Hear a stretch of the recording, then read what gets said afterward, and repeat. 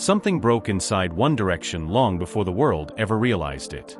It didn't break on March 18, 2015, when Zayn Malik stepped off the Asia tour and walked away from the biggest band in the world. It didn't break in 2016, when the management formally announced an indefinite hiatus, a corporate euphemism for a termination. And it didn't even break during the chaos of the internet rumors, the feuds, and the public scrutiny that stalked them for a decade. No. The real collapse started quietly. It began in the silence of rooms with no cameras, in moments no one noticed, in deep psychological fractures so small they looked harmless on the surface, until one day they weren't. A band this big, this globally encompassing, doesn't fall apart from one public blow. It splinters. Slowly. Silently. Like glass under unbearable, continuous pressure, cracking in patterns only revealed when the entire structure finally shatters. Today, we are pulling back the curtain on the real timeline. We are tracing the hidden warnings, the invisible, immense weight, the countless tiny moments that snowballed into a global breakup, and ultimately, into tragedy. By the end of this analysis, you will understand something most fans still grapple with. One Direction didn't just break up. They were broken by a system.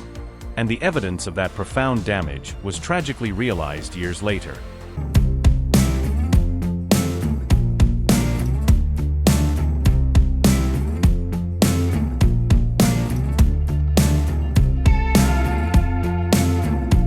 Chapter 1, The Machine, 2010 to 2011.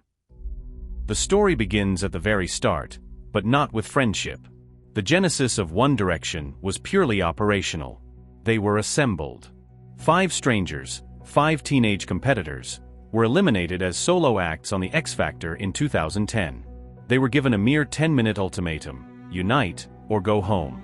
10 minutes to bind their futures, their dreams, and their identities to 4 people they knew nothing about. From the moment they accepted, the clock started ticking, and the machine, built by Simon Cowell and Psychomusic, began to churn. They were immediately placed into a production line unlike anything the music industry had seen since the Beatles. This wasn't a band that earned its fame through years of touring in vans. This was instant global saturation. They released their debut album, Up All Night, in 2011. They followed it with Take Me Home in 2012, Midnight Memories in 2013, 4 in 2014, and Made in the AM in 2015. 5 platinum albums in 5 years. This speed is the first, most critical indicator of the problem. It is physically and creatively impossible to maintain that output without consequence. They were allowed virtually zero time for personal growth, for relationships, or for the decompression required to process the trauma of constant noise and sudden, suffocating fame. The boys didn't get time. They didn't get space. They didn't get the fundamental freedom to figure out who they were outside of the One Direction member role. They were simply told, these are your best friends. These are your next 5 years. No questions. And that is where the first, invisible crack formed. The band we saw was manufactured for perfect harmony. But behind the scenes, 5 immensely different personalities were being squeezed into one profitable shape. Shapes that don't match eventually break. They were exhausted before they even began their second album cycle. The price of this relentless momentum would be paid much later. Chapter 2, The Drift, 2012 to 2013. By 2012, the machine was an unstoppable global entity. But the individuals inside it were beginning to experience the gravity of that success. When survival becomes the goal, true intimacy and connection often fall away. Small, structural divides began forming, exacerbated by external pressures. There was the separation of Louis Tomlinson and Harry Styles. Their natural closeness became a flashpoint for intense, often invasive fan speculation, the infamous Larry Stylinson phenomenon. To control the narrative and protect the corporate brand, management began actively separating them. What was once easy was made impossible. A simple friendship became a liability, fostering an isolating distance between 2 key members. Zayn Malik, the quiet, artistic soul, was struggling profoundly. He was an R&B artist forced into the pop-rock structure, and his disengagement was palpable. Later in his solo career, he would confirm that he never truly spoke much to Harry, even while they were in the band. Not out of malice or bitterness, but out of a profound disconnection, a feeling that he was simply a necessary piece of the machine, not a brother. Meanwhile, the other three were assigned roles by the media that became burdens. Harry was pushed into the spotlight as the magnetic, unintended frontman. Niall became the reliable, smiling glue, forced to project constant positivity. And then there was Liam Payne. He was appointed the responsible one, the unofficial leader. He took on the task of holding the group structure together, negotiating with management, and appearing to be the stable center. This role wasn't a compliment. It was a devastating, invisible burden. It required him to be the emotional shock absorber for everyone else's stress while constantly suppressing his own identity and anxiety. They weren't enemies. They were simply 5 planets slowly losing their shared orbit, pushed and pulled by differing fates and external forces. It wasn't a feud. It was a fault line. And fault lines, under sustained pressure, don't fix themselves.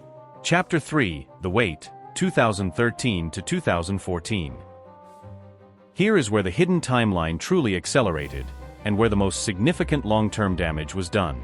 By their 3rd and 4th albums, One Direction was at its apex, but success had the kind of psychological gravity that crushes you slowly. The weight was heaviest on the one who felt most responsible, Liam. The transition from a concert high, the deafening roar of 80,000 people, to the sterile, silent loneliness of a hotel room was extreme. Liam Payne spoke candidly in later years about how this cycle triggered a severe mental health crisis, which led to self-medication.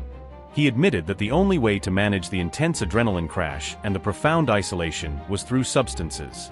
The fame became a cage. The anxiety became a crushing presence. While the world believed they were living the dream, partying and celebrating, they were often simply trying to survive the next 24 hours. The boys were young, isolated, and access to proper mental health support within the unforgiving schedule was negligible.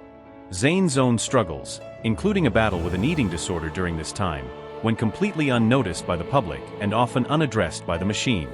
Louis felt his creativity stifled, his voice in the band's direction shrinking every year. Harry was coping by creating an internal distance, a necessity for survival under unprecedented fame. Think of it like 5 people rowing a boat that is constantly being tossed in a hurricane. They can still move forward, but the boat is taking structural damage. Liam was the one constantly bailing out the water, exhausting himself until he, too, began to sink.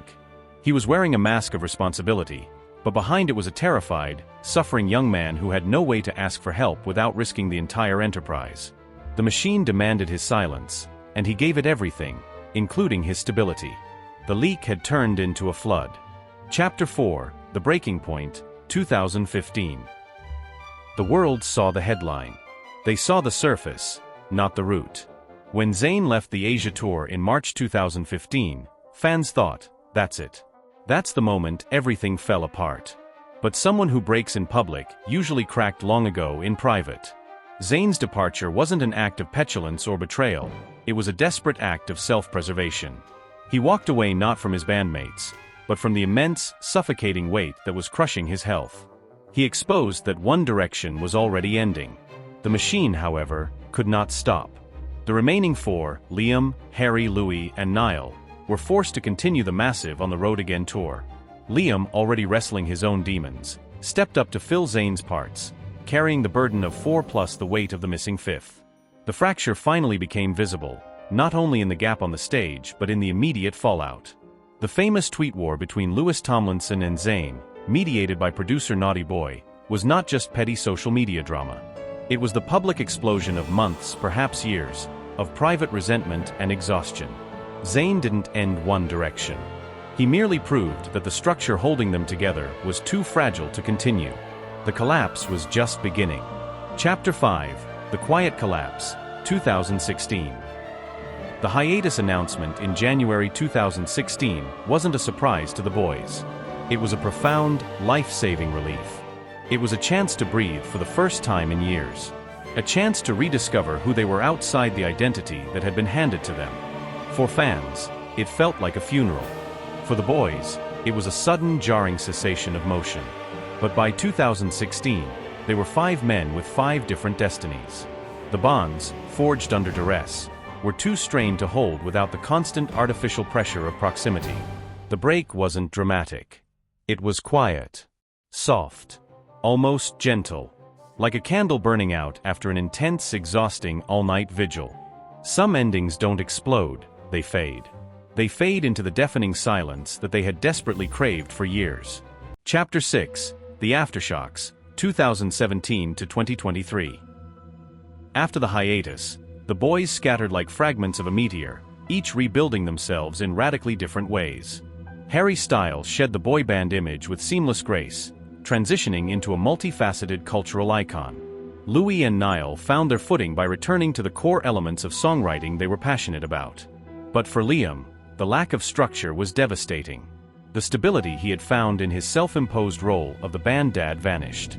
The struggles that began in 2013 intensified without the routine of the machine to distract him. His subsequent solo career was marked by difficulty finding a sound, by erratic public behavior, and by interviews that revealed a man deeply confused about his own identity.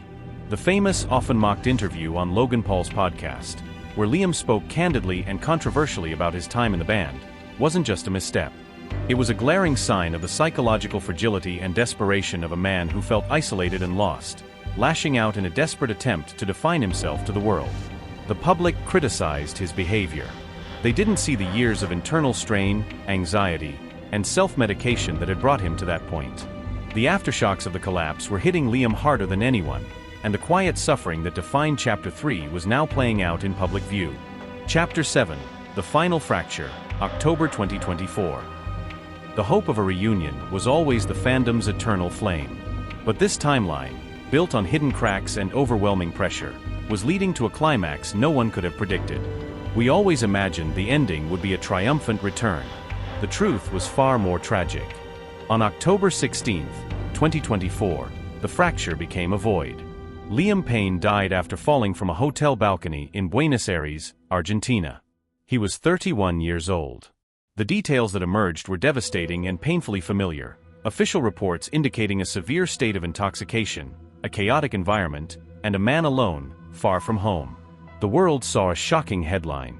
But those who understood the band's timeline saw something else entirely: the final, devastating consequence of the pressure that had begun crushing him years before. The lifestyle he adopted to cope with the fame, the anxiety he had struggled with since he was a teenager, proved terminal once the structure of the band was removed. He had been vocal about his struggles, the addiction, the mental health crisis he faced. But in the end, those demons overwhelmed him. For the remaining four, Louis, Niall, Zayn, and Harry, it shattered something deeper than the band. They were united once again, not for a sold-out stadium, but for a funeral. A devastating, unexpected reunion. In that shared moment of unimaginable loss, every past conflict, every whispered feud, every hidden pain was suddenly trivial. Tragedy didn't fix the broken band, but it finally revealed the human truth that had been building for years. The collapse of One Direction was never about drama. It was about pain. And that pain, unchecked, exacted the ultimate cost. Chapter 8, The Cost and the Legacy, Conclusion. Here is the truth, stripped of rumors, headlines, and fan theories. One Direction didn't break because they stopped wanting to be a band. They broke because the system that created them didn't allow them to be human. They were broken by expectation, by fame that felt like a cage, by schedules that erased their childhoods, by pressure that cracked their mental health, by roles they didn't choose, by a silence they didn't know how to escape. 5 young men were turned into a global empire. But empires built too fast and too high rarely last long without structural failure. In the end, they didn't walk away from each other. They walked toward a desperate attempt to save themselves. The legacy of One Direction is not just their music.